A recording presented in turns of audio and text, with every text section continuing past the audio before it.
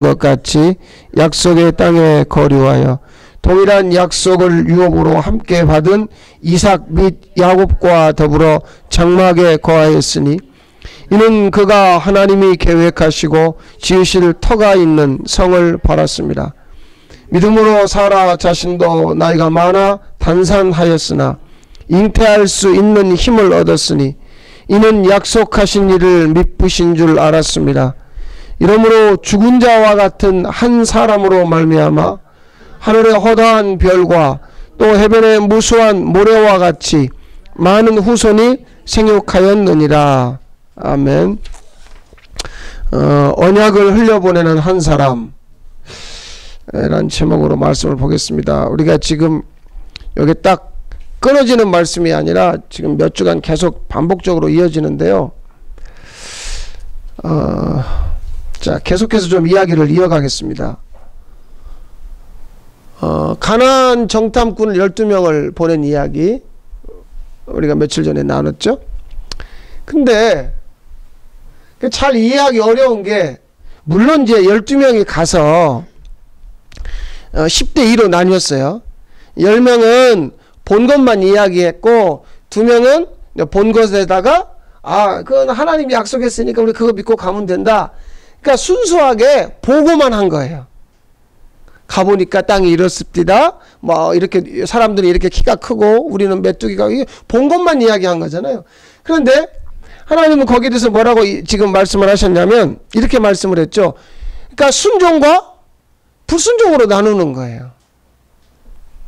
그러면 가서 뭐 싸움을 한 것도 아니고 안 한 것도 아니고, 이게 지금 우리가 생각하는 그 순종과 불순종의 근거는 행위에 있다고 그랬죠.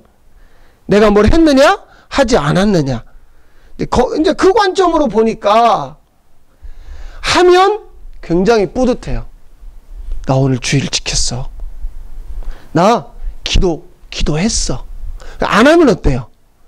왠지 이게 내 마음에 부담이 되고 어렵고 찝찝하고 뭔가 내 이 당당함보다는 이게 좀 움츠러듦이 있단 말이에요. 그러니까 우리가 생각하는 순종과 불순종의 근거가 누가 되어버린 거예요? 내가 되어버린 거죠. 내가 되어버린 거예요. 그러니까 나 이거 했어? 나 이거 하지 않았어? 예수님 당시에 누가 그렇게 살았냐면 바리새인들. 바리새인의 기도를 혹시 기억하십니까? 하나님, 내 저것들처럼 세리, 난 저것들처럼 살지 않은 걸 감사합니다. 그러면서 뭐라 그래요? 나는 안식일을 지켰고 금식을 했고 11조를 했고 기도를 했고 뭘 했고. 그러니까 순종의 근거가 자기예요.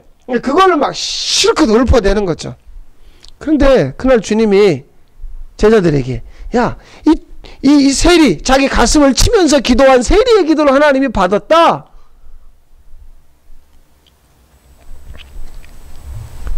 순종과 불순종의 근거는 우리가 될 수가 없어요. 만약에 하나님의 말씀에 대하여 내가 순종했습니다, 내가 순종하지 않았습니다, 사람이 근거가 돼버리면 그건 세상 종교죠. 그래서 말이에요, 오늘도 많은 사람들이 노력을 합니다. 자기 열심이 있어요. 일반 종교 안에 그렇단 말이에요. 일반 종교 안에 정말 뼈를 깎는 아주 어마어마한 고통을 감당하면서 뭔가를 해나가는 사람들이 있어요. 뭐 그렇다 칩시다. 근데 문제는 교회 안에도 그런 사람들이 있다는 거예요. 자, 요 문제죠. 히브리서 4장 12절 말씀 같이 한번 읽어볼까요? 하나님의 말씀은 살아있고 활력이 있어 좌우의 날선 어떤 검보다도 예리하여 혼과 영과 관절과 골수를 찔러 쪼개기까지 하며 또 마음의 생각과 뜻을 판단하나니. 하나님이, 아시겠어요? 하나님이 말씀인데 말씀이신 하나님은 살아있는 분이다. 이거 기가 막힌 얘기예요. 이 말은 하나님이 우리를 찔러서 쪼개서 파고 들어온단 말이에요. 어디로 들어와요? 내 삶 속에, 내 생각 속에, 내 마음 속에 하나님이 나를 내버려 두지 않고, 야, 내가 살아있는 하나님이야. 근데 너 자꾸 네 생각대로 네 마음대로 그래 그럼 그렇게 한번 가봐. 어떻게 되나? 하나님의 말씀 언약이죠. 그 하나님이 여호수아와 갈렙 안을 파고 들어갔다고요. 그럼 나머지는 파고 들어갔어요. 나머지 10명에도. 그런데 여기서 이제 어떤 문제가 일어나냐면 파고 들어오신 말씀에 반응하는 여호수아와 갈렙이 있는가 하면 하나님이 파고 들어온 그때에 나머지 10명의 반응은 무엇을 끄집어냈다고요? 자기 경험을 끄집어냈어요. 자기 지식을 끄집어냈다고요. 아이 무슨 얘기예요? 거기 갔더니 키가 이렇게 큰 사람들이에요.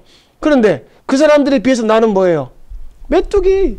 그러니까 게임이 안 돼요. 내 경험으로는 이 전쟁은 안 되는 거예요. 말씀이 나를 파고 들어왔을 때 사람은 차단막을 칩니다. 하나님 잠깐만요. 우리가 쓰는 말 중에 이런 말 있죠. 노하우. 내가 가지고 있는 지식과 경험에 의하면 하나님 안 돼요. 이건 안 되는 거예요. 우린 대단한 능력자들입니다. 자기 경험과 자기 지식을 끄집어냈죠. 그래서 항상 우리의 반응은 뭐에 대한 반응이에요? 상황. 그러니까 말씀에 대한 반응. 그러니까 저 자신이 이 복음에 대해서 하나님이 저를 눈을 뜨게 해주셨을 때 제가 제일 안타까웠던 건 뭐냐면 내가 살아왔던 삶은 뭐냐면 철저하게 상황에 대한 반응으로서 하나님 자신, 하나님의 말씀, 하나님에 대한 반응이기보다는 오늘 내 눈앞에 펼쳐지는 상황. 그런데 이 상황이 어떨 때는 좋은 상황이죠. 그런데 하나님 어떤 분이라고요? 그분은 살아있어서 나를 찔러서 쪼개서 파고 들어와서 내 마음과 생각을 그분이 정확하게 판단하시는 거죠. 자꾸만 내 경험을 끄집어내려고 내가 하나님의 말씀, 하나님 자신에 대한 반응하기보다는 지금 내 눈앞에 펼쳐진 이 상황에 반응하려고 하는 나를 하나님은 판단하는 거예요.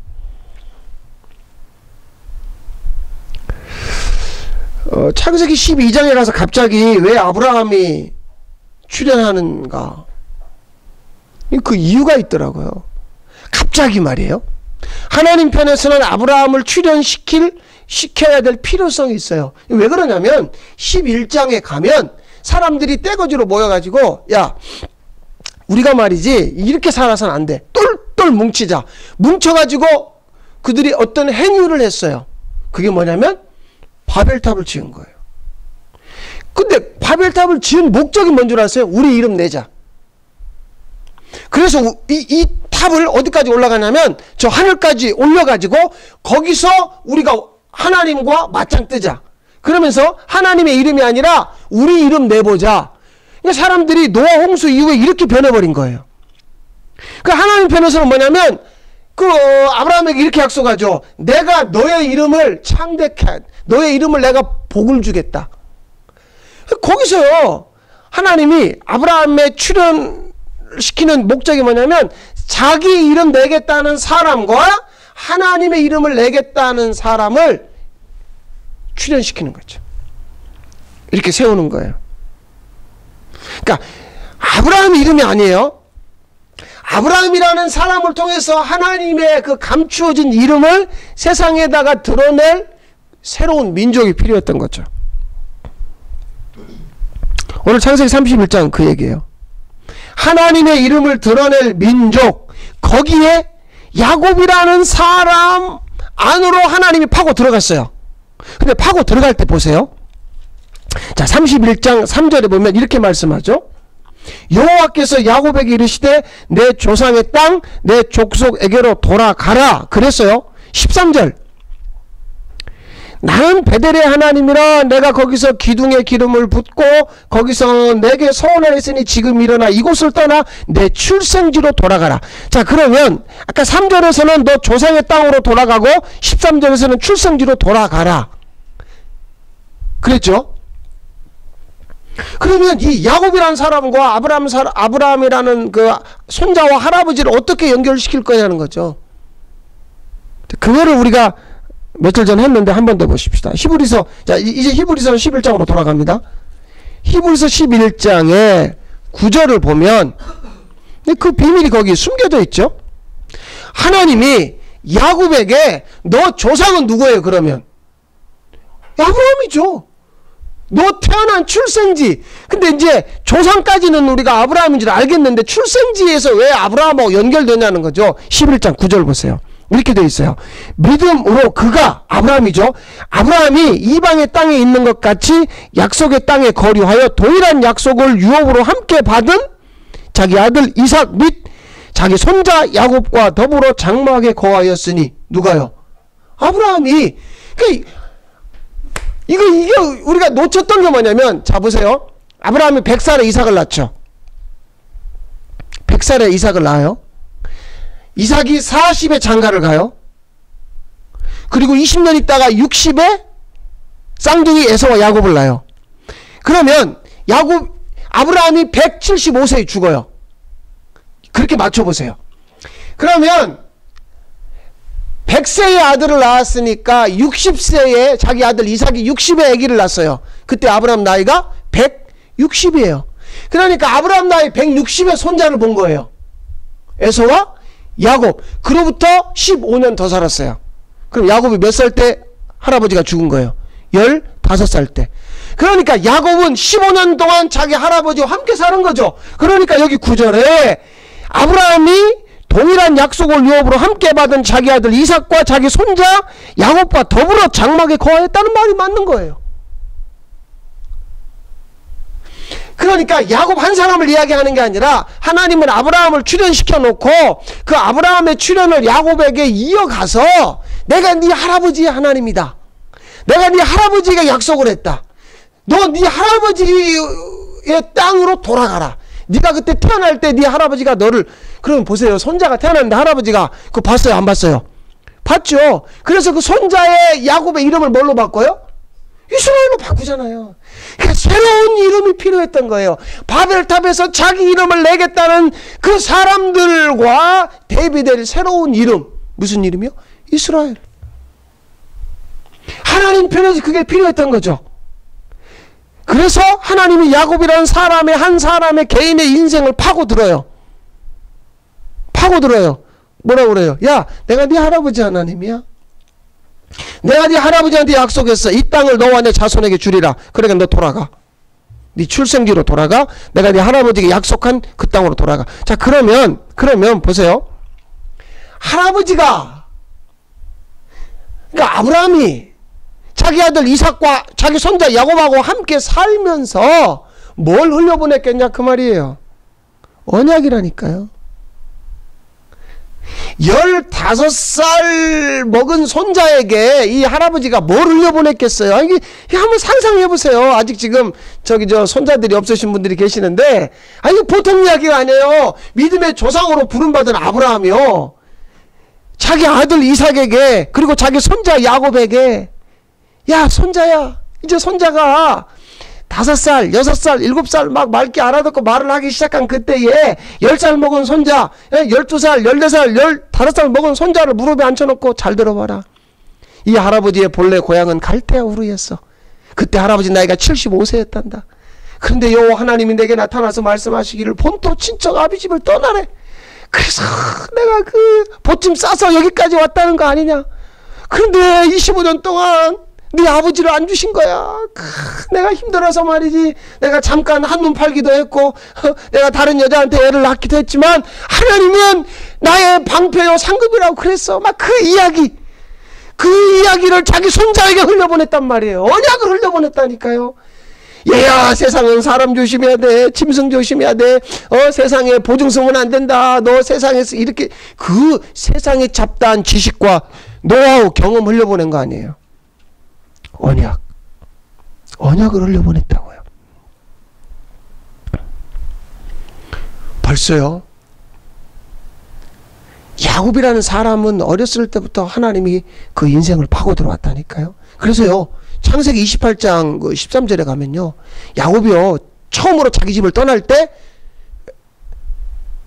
루스, 나중에 베델이라고 그러죠, 하나님의 집, 거기서요 하나님이 야곱을 만날 때 뭐라고 한 줄 아세요? 내가 네 조부 아브라함의 하나님이다. 하나님 그렇게 나타나요.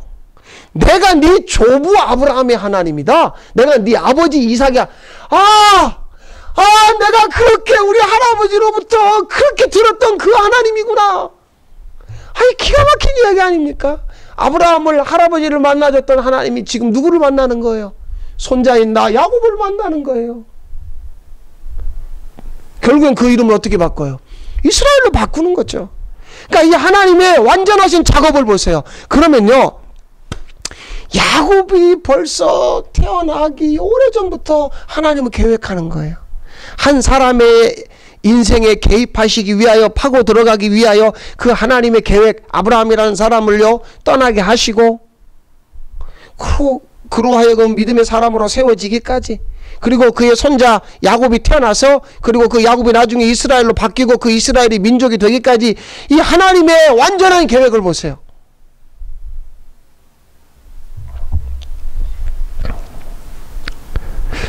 이 집안 다른 거 흘려보내지 않았습니다. 하나님의 언약, 말씀을 흘려보내는 거예요. 그러면서 그 하나님에게 반응했던 것이죠.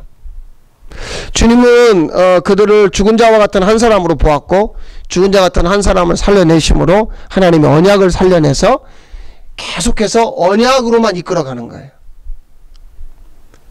자꾸 제가 이제 이런 것들이 있어요. 느낌, 이거 조짐이 좋은데, 뭐 느낌, 그랬잖아요. 낚시 갔는데 자꾸 입질, 이거 괜찮은데, 뭐가 확지가 들어갔다가 낚아챘는데 그래도 오늘 이거 초반에 괜찮은데, 괜히 또 뭐 주먹만한 붕어라도 한 마리 잡으면 오늘 이거 뭔가 좀 많이 잡을 것 같은데, 느낌에 반응하는 거죠. 근데 하나님 그렇게 나를 끌어가지 않고, 하나님은 철저하게 말씀, 언약으로 우리를 끌고 가십니다. 그 언약으로 끌고 가시는 하나님의 모습을 오늘 이 히브리서 11장에서 보는 거예요. 자, 9절에 우리가 봤던 건 뭐냐면, 3대가 장막에 함께 살면서 하나님의 약속, 즉 언약을 흘려보내며 살았다고 그랬죠. 그럼 10절 보세요. 그들이 그 장막이라는 건 사실 별거 아니에요. 텐트죠. 그냥 거기 살면서, 이방인 나그네로 살면서, 10절, 그들이 이방 땅에 나그네로 살았지만 하나님이 계획하시고 지으실 터, 이 터는 바로 예수 그리스도죠. 그 반석 위에 내가 교회를 세우리니 라고 하는, 내가 비록 이방 땅에서 볼품없는 나그네로 살았지만 예수 그리스도 터 위에 세워질 하나님 나라, 영원한 나라를 바라본 거죠. 그게 성이에요. 자, 그러니까 상황은 이방 땅의 나그네죠. 근데 그 상황은 초라한 겁니다. 뭐 양이 많고 자기 집에 사람이 많고 뭐 재산이 많고 그럴지라도 나는 그 동네에서 나그네요. 이방이죠. 별거 아니란 얘기죠. 근데 그 상황 속에서 그가 바라본 건, 장차 하나님이 계획하셨어요. 하나님이 지으실 거예요. 그 예수 그리스도라는 터 위에, 반석 위에, 주님이 마태복음 16장 18절에서 뭐라고 그래요? 내가 이 반석 위에 내 교회를 세우리니. 그렇죠. 내 교회예요. 주님의 교회입니다. 우린 지금 어떤 시간을 보내고 있는 줄 아세요? 대부분 이 땅에 파묻혀서, 이 땅의 상황 속에서, 그러니까 그러고 사는 거예요. 제가 지난주에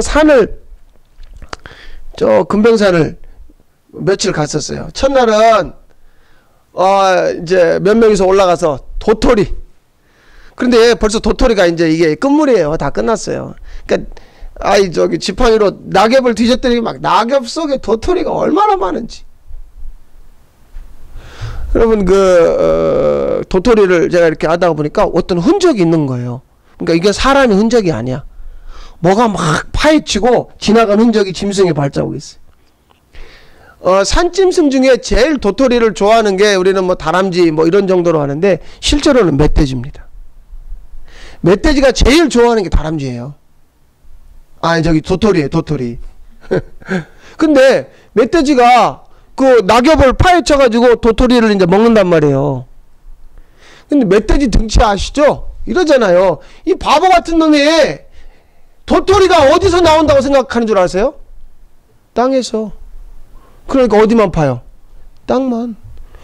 멧돼지는요 이걸 못해요. 머리를 못 든다고요. 위로. 저 나무에서 떨어지네? 그럼 그 등치로 나무 어떻게 하면 돼요? 아니 한 번만 밀면 그냥 우수수 떨어지네. 근데 그걸 못하고 멧돼지는 계속 땅만 파요. 아래만 본다고요. 멧돼지 신체 구조상 멧돼지는 우리처럼 이걸 못하는 거예요. 이걸. 그래 계속 그 주둥아리로 아래만 파고 여기 또 있네, 여기 또 있네, 아래 것만. 근데 사람들은 무슨 짓을 해요? 포장을 펴놓고 와 흔들어가지고 그걸 따서 가져가는 거죠. 우리가 사는 게 꼭 멧돼지 같아요. 아래만. 땅만 파고 땅만 보고 땅의 것만 이야기하고 아래에서만. 계속 늘어나는 건 노하우죠. 지식과 경험과 사람의 관계.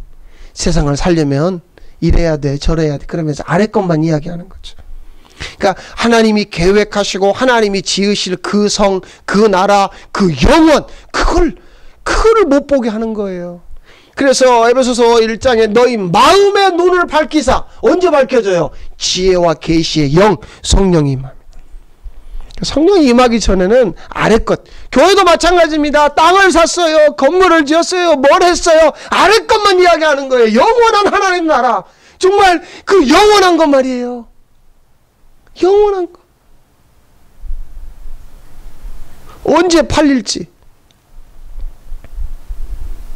저 호주에 가서 밤에 우리 팀들하고 돌아다니는데 너무나 멋지게 지어진 예배당인데 거기에 대문짝만하게 붙어 있어요. 세일을 한다고, 판다고. 이 예배당 판다고.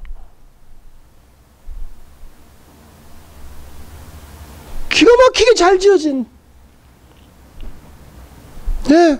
근데 거기 정확하게 써 있어요. 판다고. 아래 전화번호로 연락하라고. 아래 것. 아래에 집중하고 아래에 힘썼을 때 그 아래 것이 우리에게 가져다 주는 결과. 언약을 흘려보내지 않으면 아래 것에 우리의 삶을 마칠 수밖에 없어요. 자, 11절은 이제 더 깊은 말씀을 합니다. 믿음으로 사라 자신도 나이가 많아 단산하였으나. 끝났다는 이야기죠. 잉태할 수 있는 힘을 얻었으니 이는 약속하신 일을 미쁘신 줄 알았습니다. 자, 이제 오늘 말씀 여기서 조금 세심하게 한번 다뤄보십시다. 보이는 건 뭐예요? 보이는 상황은 죽음이죠. 단산. 끝났다는 얘기죠. 자신의 힘이 끝났어요. 내 힘으로 임신하기는 끝났어요. 내 힘으로 대를 이어가기는 끝났어요. 그러니까 사라가 그때에 잠깐 노하우를 끄집어냅니다.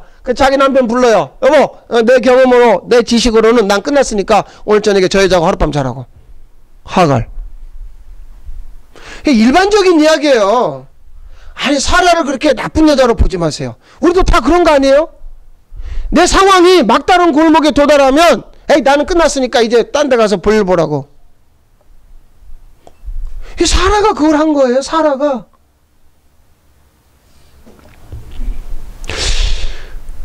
아브라함 부부에게 뭐가 제일 힘들었을까요? 25년 75세에 하나님이 부르셔서 그랬거든요. 내가 네 자손을 하늘의 별처럼 너를 내가 복의 통로로 복의 근원으로 복덩어리로 복했는데 75세에서 100살이 올 때까지 이 25년 동안의 과정이 죽음이었죠. 이게 가장 힘들었어요. 그러니까 약속은 받았어요. 그런데 이 약속이 이루어지는 과정이 죽음이라고요.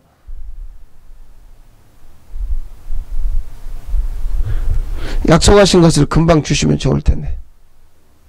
뭐 하다 죽어요? 기다리다 죽어요. 그런데 하나님이 그걸 바란다니까요.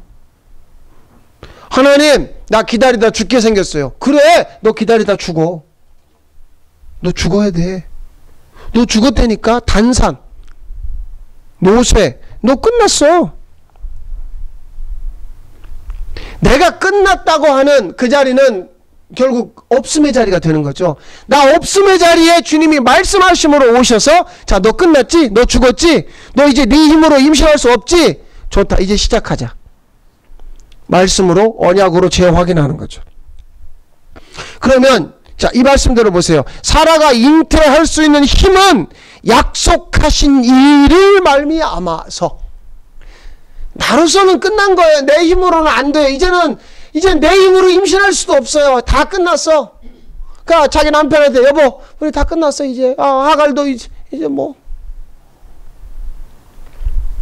그리고 이 부부의 믿음을 좀 볼까요? 말씀에, 언약에 반응한다는 게 뭔가, 하나님의 말씀에 반응한다는 게 뭔가, 이 부부가 동일한 믿음이에요. 믿음은 뭐냐면, 자, 로마서 4장 19절에서 21절입니다. 같이 읽어보십시다. 그가 백선화되어 자기 몸이 죽은 것 같고, 사라의 태가 죽은 것 같음을 알고도, 믿음이 약하여지지 아니하고 믿음이 없어 하나님의 약속을 의심하지 않고 믿음으로 견고하여져서 하나님께 영광을 돌리며 약속하신 그것을 또한 능히 이루실 줄을 확신하였으니. 이게 무슨 얘기냐면 사람은 자기가 임신할 수 있다, 자기가 출세할 수 있다, 돈 벌 수 있다, 뭐 할 수 있다. 그때는요 하나님으로부터 힘을 얻질 않아요.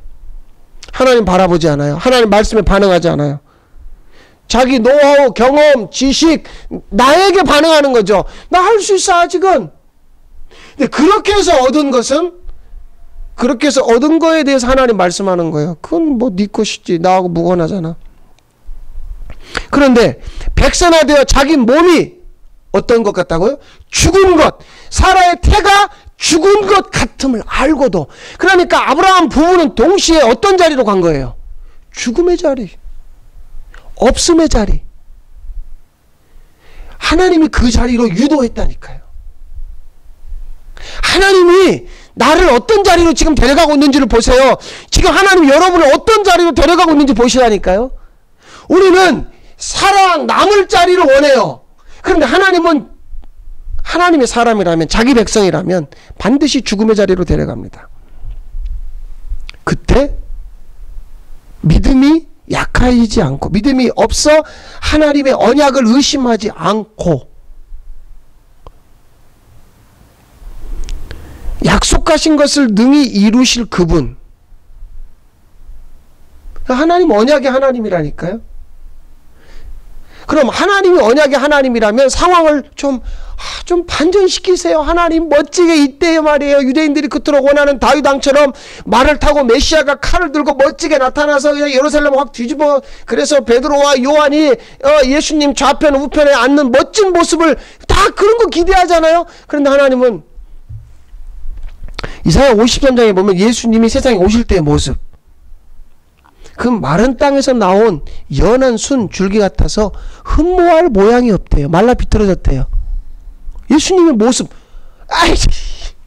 지금 시중에 그려져 있는 성화는 다 가짜란 말이에요. 예수님 마냥 노란 머리에 그냥 우아하게 말이 뒤에서 빛이 비춰지는 그런 모습 아니라니까요. 우리가 바라는, 우리가 그림 그리는 모습이 아니라는 거죠. 그런데 우리가 원하는 건 내 몸이 백선화되어도 죽으면 안 돼. 그건 우리가 원하는 거죠. 이 부부의 믿음은 나는 죽은 자, 나는 없음의 자리로 갔을지라도 나에게 약속하신 그분은 능히 이루실 거야. 예, 그 믿음이죠. 하나님이 아브라함 보고 자기 아들, 100세 얻은 아들 이삭을 번제로 바치라고 했죠. 그때 아브라함의 믿음 보실래요? 19절입니다. 히브리서 11장, 우리가 지금 보고 있는 말씀의 19절을 보면 이렇게 얘기합니다. 아브라함이 하나님이 능히 이삭을 죽은 자 가운데서 다시 살리실 줄로 뭐 했다고요? 생각을 했어요. 비유컨대 이삭을 죽은 자 가운데서 도로 받았다. 아브라함의 생각이 뭐냐면, 하나님이 나를 죽음의 자리로 데려가서 그 죽음의 자리에서 이삭이라는 생명을 주었기 때문에 이 이삭을 죽이라 하는 이것 또한 하나님이 살리시겠지, 그렇게 생각한 거죠. 그 말은 아브라함 마음 안에 누구의 마음이 흘러 들어갔어요?